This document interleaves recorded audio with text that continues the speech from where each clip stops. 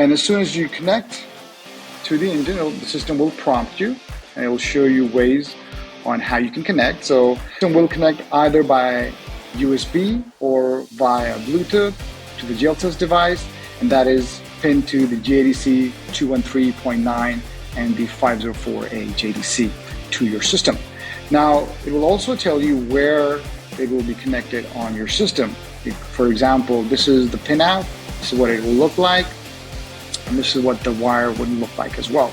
And in any case, if you don't have the wire available, you do get the multi-pin connector. This is already part of your package, and there are also multiple ways to connect, which will also be indicated in the system. Let's have a look at the fault code read first, real quick.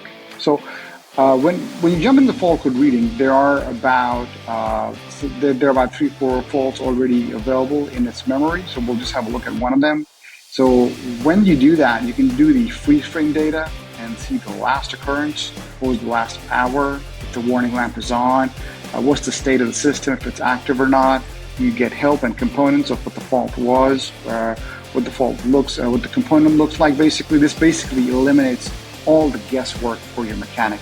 They can actually go ahead and see exactly. For example, this is the faulty part, the fuel regulator, the CY6. So they can go ahead and see which part is faulty and they can fix it. They don't have to do any guesswork for that matter. The monitoring section. So let's have a look at the live data selection points. Let's see what we have available. So we have about 30 live data points available for this DEUTZ engine. And it goes all the way from pressure, temperature, all the way to the state percentage as well.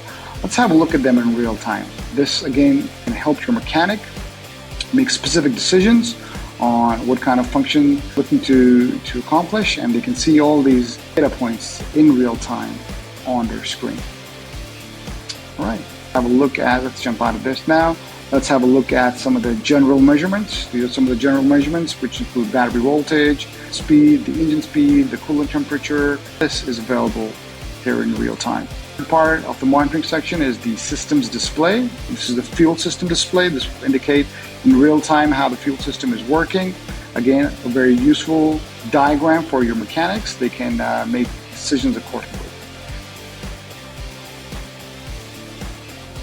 And one of the best features, like I mentioned, is the troubleshooting by symptoms.